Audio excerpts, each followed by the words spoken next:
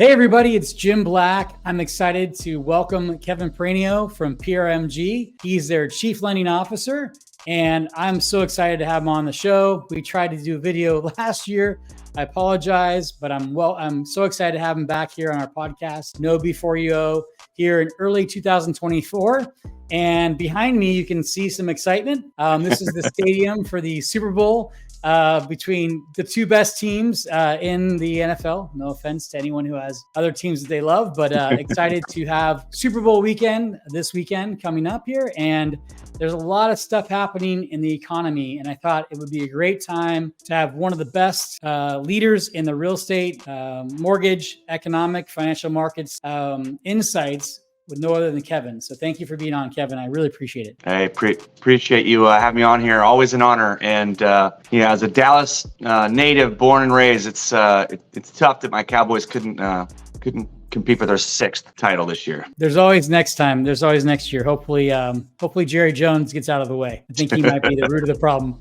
Anyways, I'm always excited to have you and talk to you about things and collaborate. You do such a great job on LinkedIn and on social media, dumbing down the knowledge that is so complex in some of these reports that comes out to the average Joe like myself, to be able to help educate the loan officer or the real estate professional to make better decisions and be able to inform their clients with what's going on. So how did you get started in your role as the Chief Lending Officer of a very large, well-respected mortgage company? Well, I came up through sales. So I like to joke that I'm a big dumb sales guy and I like pictures. So, you see some of these great people that you and I both have a lot of respect for out there, with the charts and the information and it's powerful. I mean, having knowledge is power. And you're trying to time these decisions, that have to do with multi-generational wealth. Even something as simple as like, when do you lock a loan for a client? Those are daily decisions that we all have to make. And so having data that comes out literally multiple times a day is important, how to process it quickly. But yeah, I mean, I started in 2001 in Austin, Texas as a wholesale account executive for First Magnus and moved around a couple times, ended up managing an entire region with ops and sales and have kept that team together. After the crash, had a company for 3 years. And then that little company was doing about $55 million a month while PRMG was doing about $125 million a month. And the guys that founded that small company in South Florida, they just couldn't get out of their own way. It was a tough market too. I mean, that was a really tough time in our business. And was so that 07, 08 was it referring to? Yeah. From 7 to 10, I was with this company as a partner, and they just had so much baggage over the head, they just couldn't outrun it. And so then I got introduced to Paul Rozo and Robert Holliday, the founders of PRMG, Paramount Residential Mortgage Group. And again, they had no East Coast presence. They were just a little more than twice the size of the company I was with. And I love the way they did business. And I asked them all the questions, questions that we haven't had to ask in a long time. Like, what's your net worth? What's your cash position? Who are your warehouse lines? Do you have buybacks and repurchases? How are you navigating that?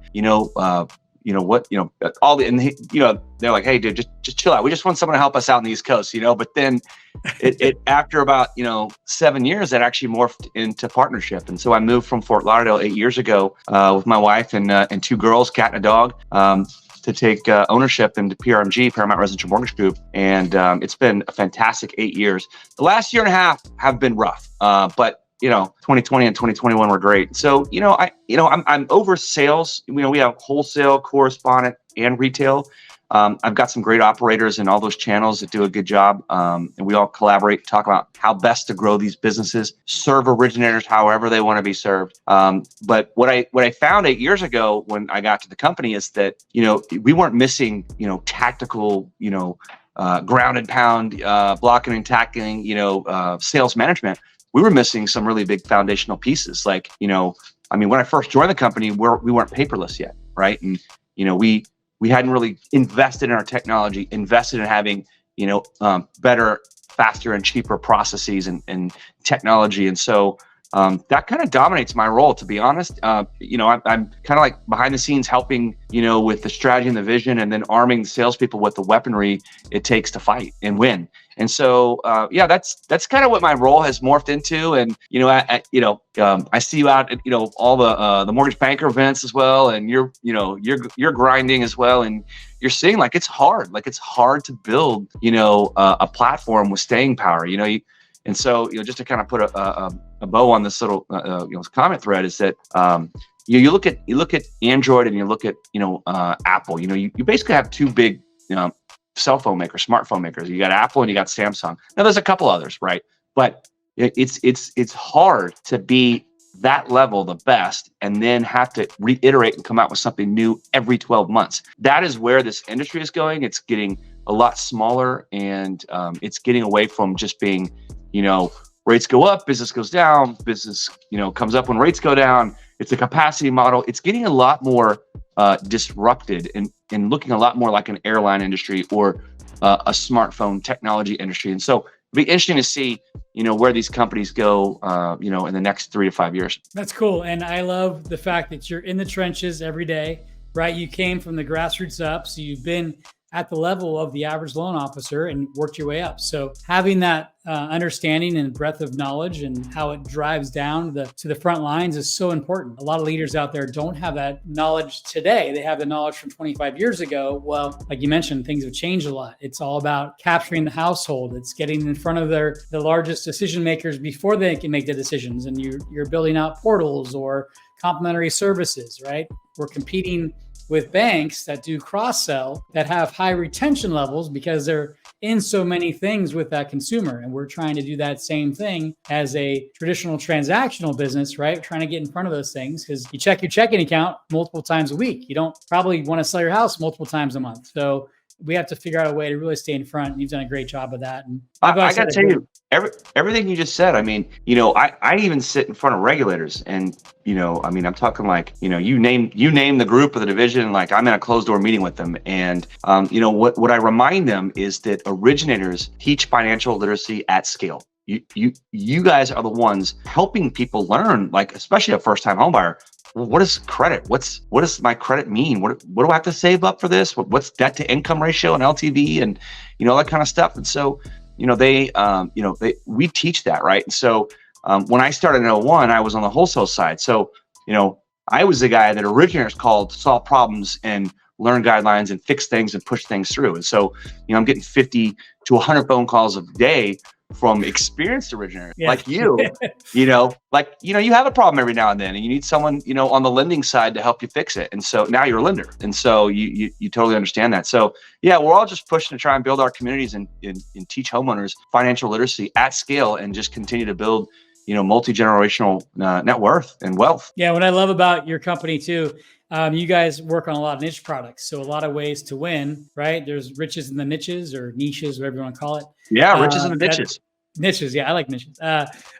So what I love about your company is that first-time home buyer program you guys are really supportive of, which is Cal Haffa's Dream for All programs or other versions in the past few years. I love the fact that PRMG is a leader in that space and knows how important it is to support the loan officers and real estate professionals with that product because it's not easy to probably have to process and originate from a lending perspective. But I love the fact that you guys are really focused on that new home ownership element, right? Creating a new household with a dream. And that's what we have a passion for, right? If you're still in this business, you have a passion for whatever job or elements you have that you like about this industry. So kudos back to you again for surviving and now thriving again. And I think 2024 looks to be a solid year. Is there any forward guidance you see? I know we're talking early part of the year. We're in February 2024. And any predictions, any thoughts around some ways to help people get more confidence in their decisions they're going to make? Yeah, the spring purchase season is going to be better than last year. We've already seen rates come down since the middle of October, last year, December even.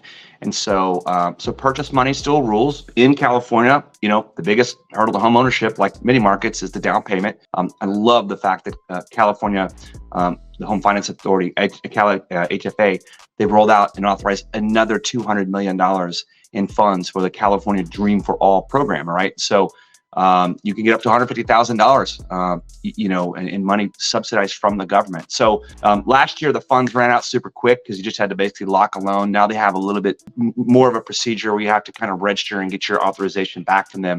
And we are accepting those if you go through that process as of February 1st already.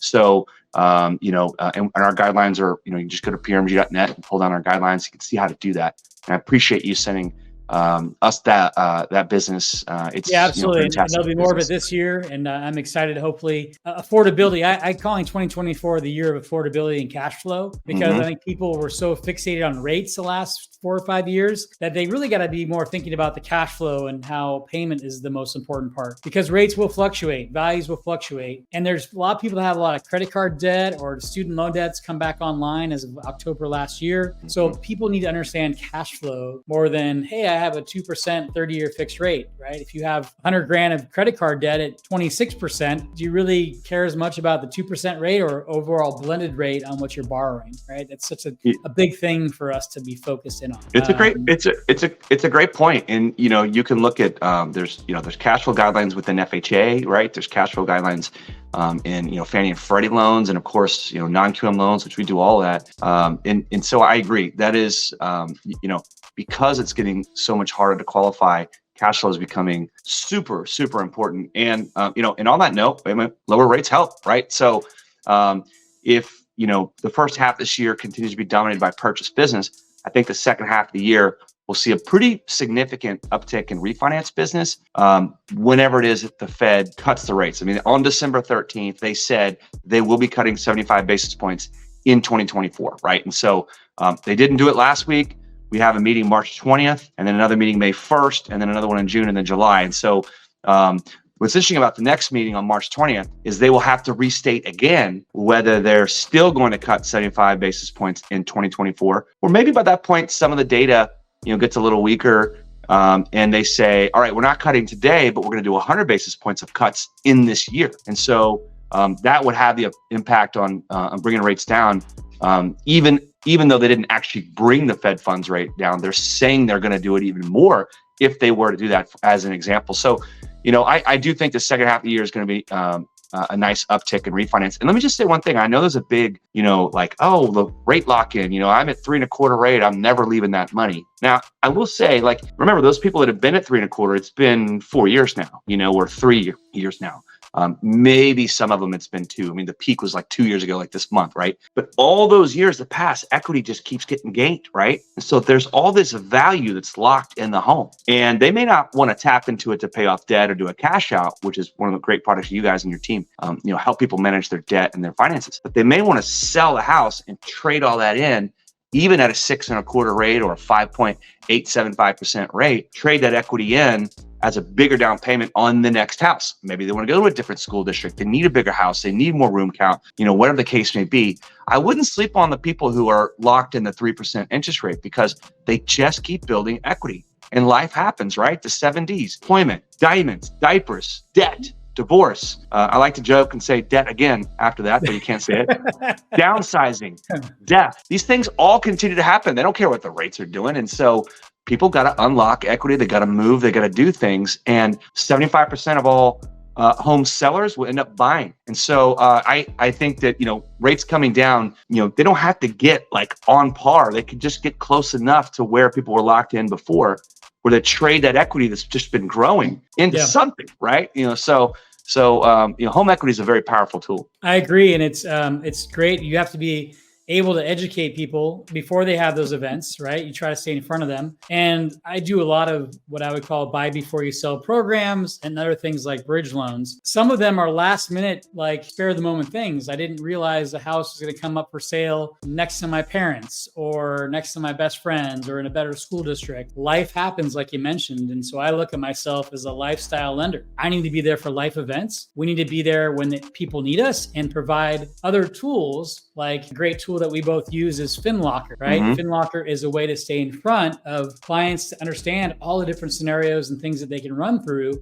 with big events. So they can actually practice and try out different things to make sure they understand the different levers that they have to work with within their financial budgets and and their whole entire wealth. And so I'm excited about companies like FinLocker. Other companies provide homeownership hubs of reminders and tools after you have homeownership, like Milestones or other tools that exist out there. But either way, these tools are all set up to really, they only work if you're empowering the consumer to understand what they're looking at and then be there to help answer questions. They don't work independent of each other. You have to have someone there to be the navigator. And hopefully that loan officer, realtor, or professional has been through those life events themselves so they can relate more to those experiences people are going through. And that's something that I really have a lot of passion for. Is I've been doing loans for 22 years and every day is exciting, right? Every day is exciting for you. You're looking at ways to make your client, the loan officer, better prepared, have more tools, be able to empower and lead more in the marketplace. And it really is a grassroots thing. We have to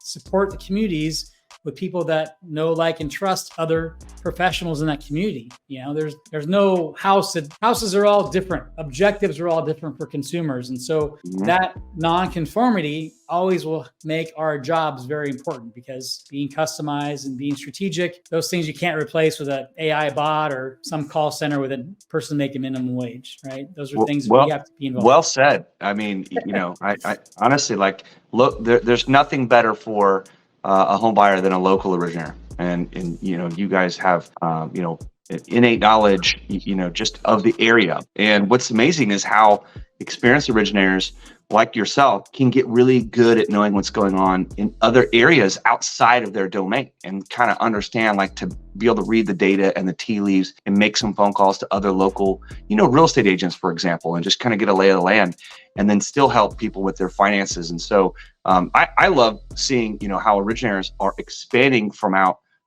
just where they start. You know, they put their flag in the ground, they kind of work around the area, but then they start to work in other states and other areas, because you know, this business, with all the data that we see and all the patterns and the information that's available, you can get really good at being, you know, a trusted advisor in any market, right? And so it's again, it's like wealth management. Like, your wealth advisor doesn't have to be in your neighborhood anymore, right? And the same thing with the loan originator and the real estate agent. And there's a transfer of knowledge, right? So the baby boomers are retiring, right? We have 10,000 people retiring a day in that category. You have the millennials that are starting to take over the financial decisions of their baby boomer parents, right? So they no longer are going to walk in and see the local, you know, savings guy at their bank, because it no longer is open. They're making decisions, informed decisions, with other ways and fintech tools and other avenues that is great for a guy like you and I, where we can stay in front of them in different ways, in different markets. I don't need to have someone walk in and service them the same way I can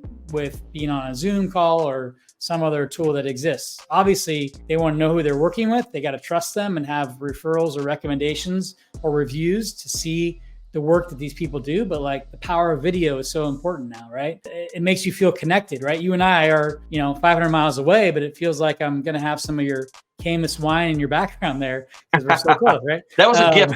That was a gift, by the way, just so you know. So. Nice. So it's just the power of technology with, you know, the digital element with the personal touch is what it's about. And that, I don't think, changes over time, because we all, again, have different goals in life, and there are different ways to get there. And I look forward to the future of this industry. You know, you and I have both been in it for a while, but it's evolving, and I like to adapt. I like to make change. I like to be a pathfinder for the future. And speaking about the future, I want to look at the opposite side of this. If you could go back 20 years ago, part of this Know Before You Owe show is to give insight to yourself that other people can learn from and be inspired by. What advice would you have given yourself 20 years ago when you were like 12 years old? You look like you're 30. I just shaved for you. All the grays are off my face. Well, that's cool. What advice would you give yourself 20 years ago that would help you either in business or in personal life today? Because, again, I want to share some insights, and that's the most powerful part of this podcast. I will tell you that you know, I bought my home in 2001, so I think I had just turned 25, and so that's my first home. And so I could not have done it any earlier than I did. It was the first real big purchase. I think, you know, I bought a car like when I graduated college, like, you know, on my first time where, like, I made it, you know, and it felt so good. But I've always been a saver. So, so for me, I think I've done all the right things financially for myself. From a career standpoint, I wish that I wish I'd saved a little more in the run up to '07, and then known from '08 to 2011 to buy a ton of property as investment properties. Let me tell you something. There used to be a $500 down HUD REO product. You literally could take 500. That's like dinner on your wife's anniversary right now. You know what I'm saying? Totally. You could take $500 and buy a house. Okay. So, and then just rent it out. I do own rental properties. I own a few. I wish I owned dozens, and I wish I would have bought at that moment. That's probably the only thing. And just so you know, like our founder and CEO, that's what he did. And it's been a nice financial backstop for, our company. He's been in real estate. He's a little older than me. He's 56, I'm 47. So he had the money and the wherewithal and the experience to recognize that moment at that time. For me, I was, I hadn't even made my way into ownership until '07 after First Magnus went out of business. And so, I had money, but not like I was the lender, money. And so, just a couple things I would have tweaked, but you know what? That's what's great about what you and I do is we get to help other borrowers think about how to be fiscally responsible, manage their debt, and then create wealth for them and their families and generations to come. And so we have a lot of experience doing it. Social selling is a great way to do it. You and I are on social media a lot. We use tools like Social Coach out there to help push out there on different social media. And by the way, speaking of who's been really good at wealth creation, you bring up the baby boomer generation. There's $150 trillion in wealth in America. 75 trillion of it is with baby boomers. And my wife just stepped out of the room here, and I was gonna give her some love, but she's only 42. But the wealthy cohort to really look at are baby boomer widows. You and I, we're dumb. We're going to die way before our wives. We did stupid stuff all along the way, and women just are smarter inherently and they live longer. And so they're being, they are filled with wealth. Baby boomer widows overwhelmingly are this massively powerful cohort in America demographically. And, and people are having less children. And so, there's this demographic wave right now with millennials as first-time homebuyers, but that will slow down. The birth rate is not keeping up with the death rate. People are living longer, especially boomer widows. And so it'd be interesting to see how, you and I can look from the past and see how wealth creation has happened and then how that will impact housing going forward. To be honest, like it's a possibility, like if we don't bring immigration in and we don't bring more people and help them with starter homes, you could see a home price collapse in about 5 years with this demographics, right? And so, or we just become a landlord nation.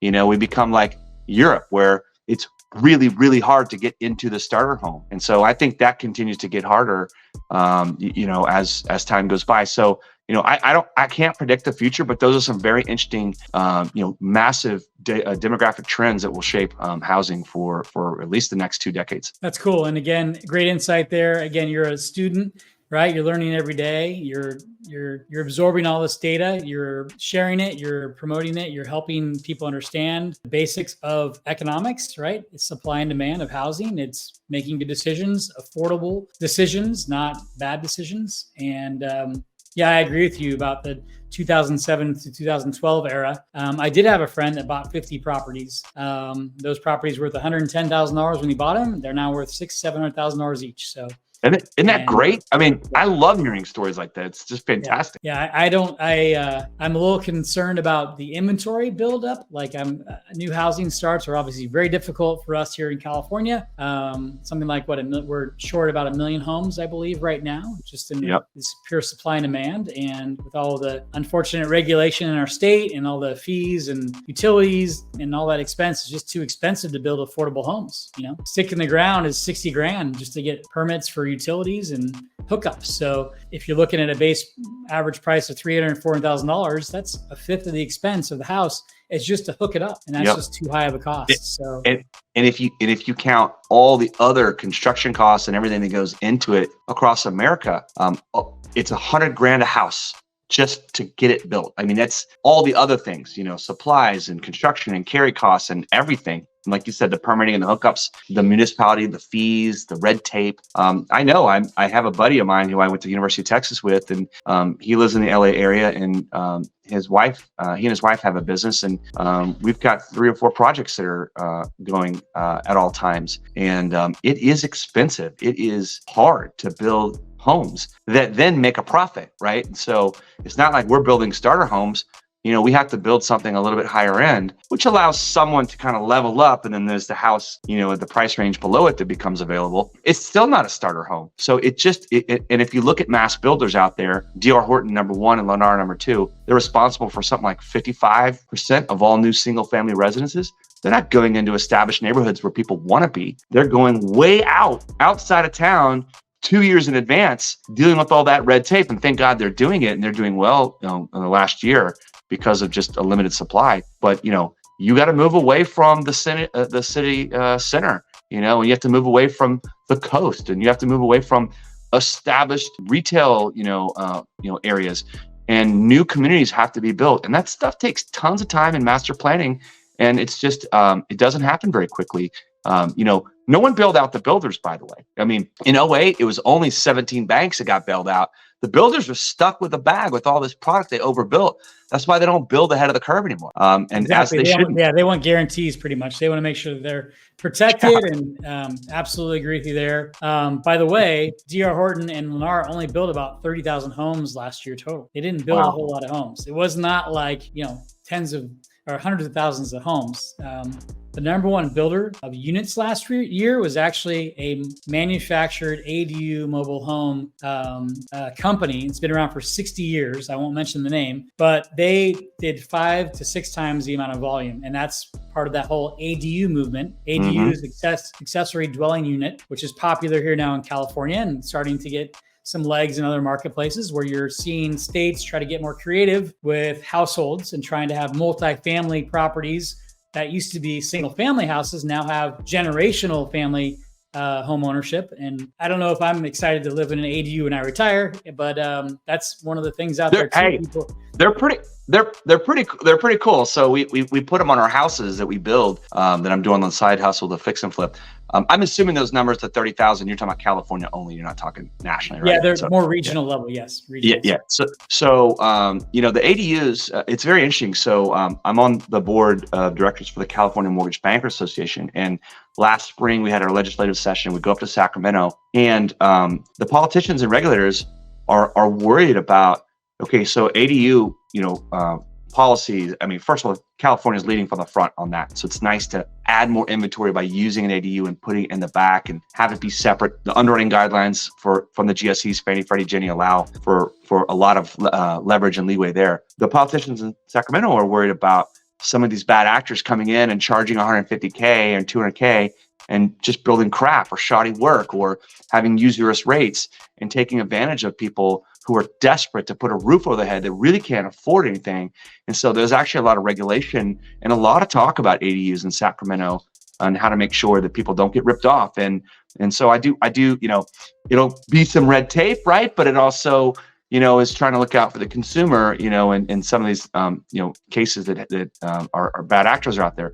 But yeah, we put ADUs on, for example, we have a 4-plex in Culver City that we're redoing and then putting 2 more ADUs in the back to make it a 6-unit rental, and we're going to hold that property. And so it had the footprint of that property has enough land to make that all work out and cash flow over time. So ADUs are a very powerful part of California building. Absolutely. And again, it comes down to local knowledge, right? Your real estate team, if it's you personally or someone that you trust or your developer buddy, you have to have local understanding and knowledge of the local footprint you're in, understand how plans work for permitting or what the zoning is, right? And those are all different per city or per county. And if you don't have that local expertise, you can't do these same things. So again, really counting on the local professionals to help you make good decisions is what it's about. And that's just another example, right, of that same category. So that's awesome. Right on. So let me leave you with this. Who do you think is going to win the Super Bowl on Sunday? Are you a fan of neither team? Are you a fan of whoever Dallas beats? What? Tell me what you're thinking, if you don't mind sharing. You can also say no comment,